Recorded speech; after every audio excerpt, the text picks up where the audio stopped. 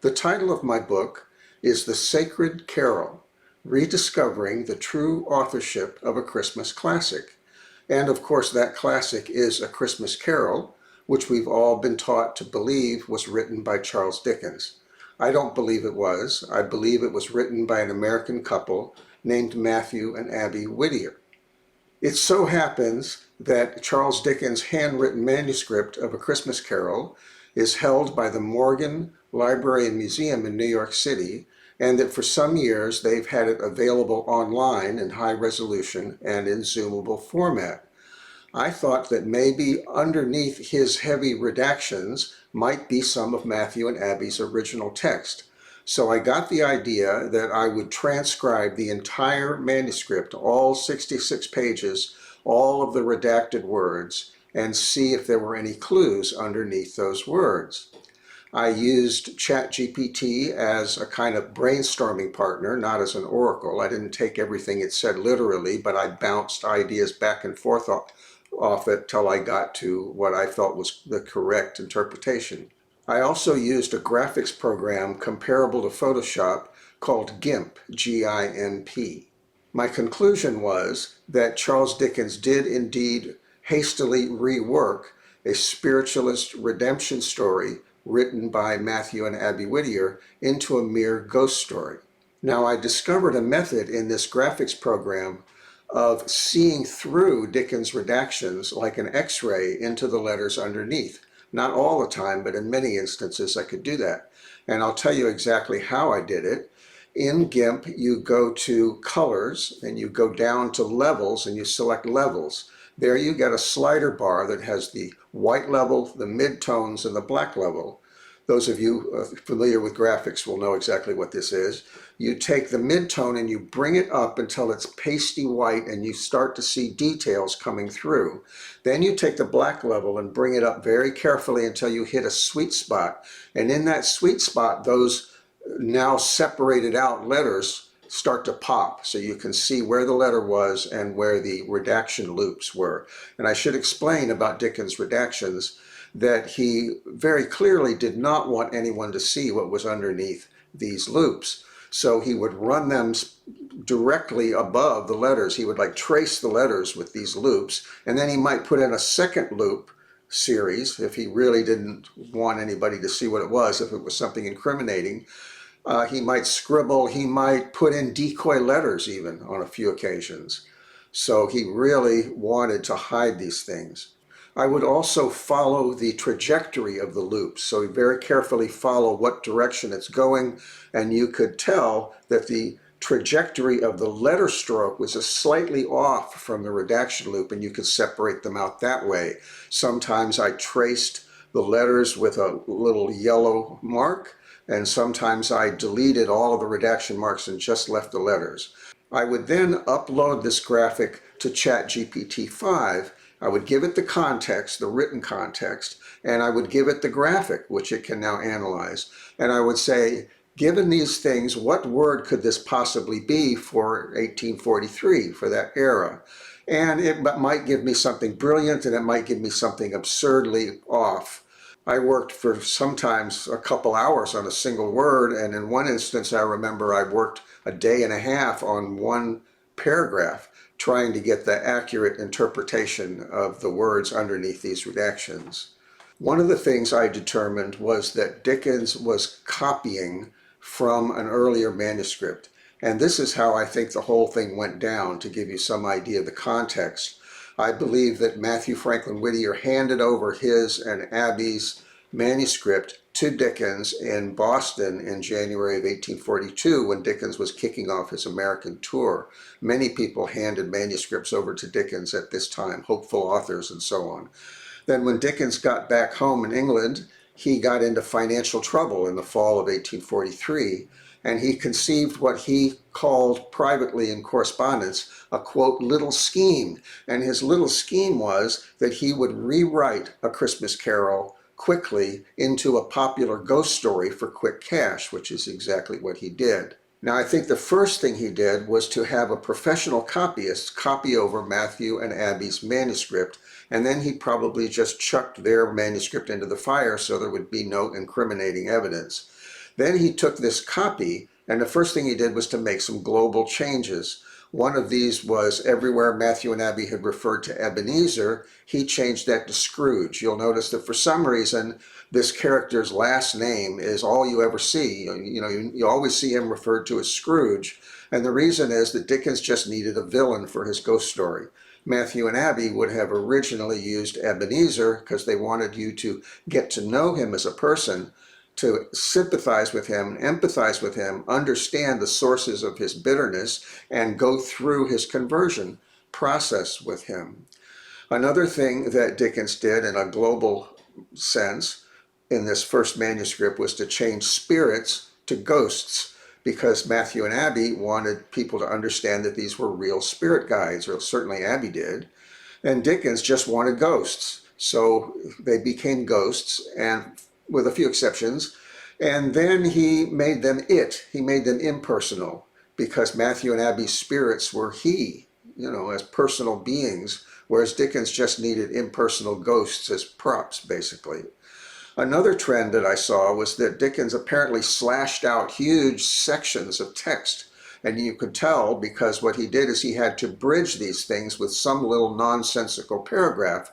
And the writing level goes way down when you see these bridges. So that's Dickens unvarnished. That's his actual ability as a writer, and I would say he was a hack writer.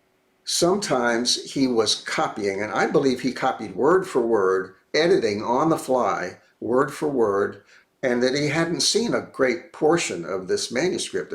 There were whole sections he had never read before. So he's copying things that he had never seen. And when he came to a word that was incriminating, either it was an Americanism or for some other reason it gave away the fact that he was plagiarizing from other authors, he might get 2 letters or 3 letters into it and stop and say, oh man, I don't want that. And he'd scribble out very heavily and go on with what he wanted, maybe right over the top the word that he wanted to replace it with. He did that numerous times, and I caught him out several times with incriminating words. I can tell what the word was, even if he didn't finish it, by the context, by a process of elimination. And AI was very good with this. I would say, here's our first 3 letters or our first 2 letters. Here's our context. We know what part of speech this is. This is an adjective or an adverb. Give me a list of all the possible words that could fit in this space. And it would immediately spit out, not huge numbers, 8 or 9, maybe something like that could possibly fit. And I also tried other AI systems. I tried Claude AI, for example, just to be sure. And I could look down the list and I say, it's got to be this one. It can't be anything else. So I'll give you one of the most incredible examples. And that is, first off, you have to be aware of the scene. This scene is not shown in the plays or the movies, except the 1935 version called Scrooge. That shows this scene. The others don't. But it's in the future, and Bob Cratchit has been walking slower than normal for the last few days, which means at least 3 days, according to the eldest son, Peter. And the inference, the clear inference, is that he's been visiting Tiny Tim's grave. So he gets home, and all of a sudden, in the course of everybody being polite and trying to hide their feelings, all of a sudden he breaks down. He runs upstairs to a room that was cheerfully hung with Christmas, according to the narration, and he sits beside the child, quote unquote, lowercase c, child. And he's there and he kisses the little face, and then suddenly everything is fine. He runs back downstairs and he's perfectly happy and everything goes on, see, which is utterly absurd. And this is a bridge now. And this is why I say that Dickens' bridges were of very poor literary quality. So this is a very suspicious little passage here. What I did was to go in and examine the letters very carefully in GIMP and enhance them, as I explained. And very clearly, the first thing you can see is that he didn't just kiss the little face, he also held the hand. So now we've got face kissing and hand holding. But before the word hand is 3 letters that are scratched out very heavily, redacted very heavily, like he really doesn't want anybody to see that. So I used this program and I enhanced it, and you can just barely see the letters C, E, and an R that kind of is half height and kind of broad and trails off. And you can tell this definitely because there's a process of elimination. There's a loop like this, and it can't be anything but a C. There's no place for an A, there's no ascenders or descenders, it's not an O, because the O is complete and has a stroke leaving off the top. It's not an O. There's no letter it can be except a C. And then there's a place for a little E. It really can't be anything else either. And the R is quite clear. Like I said, it only goes up halfway. It's kind of broader than usual and trails off. So it's C-E-R, hand. And then I worked with ChatGPT and with Claude AI. It can't be anything except ceramic. The only other possibility is certain, the certain hand, which doesn't make any sense. So he held the ceramic hand. That's a dead giveaway that this is a figurine of the infant Christ, and that Dickens took child, which had to have been uppercase, and made it lowercase. And this points up a trend that I saw over and over, and that is that Dickens always took the sacred and dumbed it down to the secular. He never went from something secular and raised it up to being spiritual, religious, or sacred, always down to secular. I estimate that Dickens probably slashed out large sections of text in maybe 10 to 12 instances. Some of them were not so big, some of them might have been 10 to 12 pages long. And I'll give you just one example. When Ebenezer Scrooge as a young man is sitting in the school, and he's left there, all the other kids have gone home, and he's lonely, and all of a sudden his little sister Fan bounces in and says, "Oh, Daddy has agreed. I got him in a good mood, or I wasn't afraid to talk to him, and he's so much kinder than he used to be, and he says you can come home." Well, this is foreshadowing. I don't know if the scholars have picked up on this or not, but it's obviously foreshadowing that things are not going to go well. It tells us that the father is an alcoholic, that Fan has managed to catch him sober when she wasn't afraid of him, and that when he was sober, he agreed that Ebenezer could come home. Well, we all know that's not going to go well. What's going to happen is they're going to go home, his father's going to start drinking, they're going to get into a big fight, and Ebenezer's going to run away from home. And eventually, after who knows how many adventures, he's going to end up being taken in as an apprentice by the Fezziwigs, by Mr. and Mrs. Fezziwig. But there had to have been a long process to get there. You know, who knows what kind of adventures he may have had. I estimate 10 to 12 pages. Could have been longer. I doubt it was any shorter because it would have been all kinds of things that must have happened. So Dickens takes all that out and patches it together with one short paragraph, and it's a very badly written paragraph, which I won't go into now, but I examined it in the book.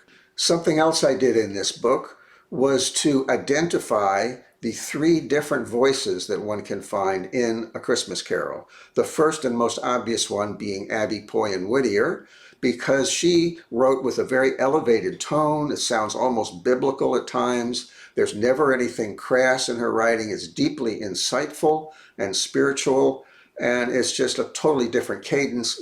Dickens used it for the ghosts' voices, but he also let it survive in some of the descriptive narrative, but he heavily reworked it and plopped in certain strangely inappropriate, crass references. So I point all of that out. You can definitely see Abby's voice in A Christmas Carol, especially when I bring in some of her other work that I have in my collection, and you compare her previous or other writings to the writing in A Christmas Carol.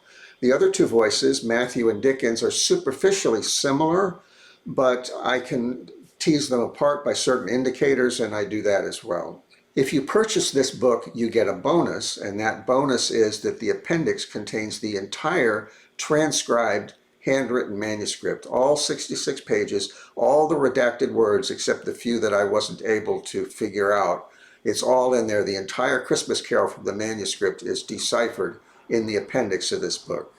You can order The Sacred Carol, Rediscovering the True Authorship of a Christmas Classic through Amazon or IngramSpark.com.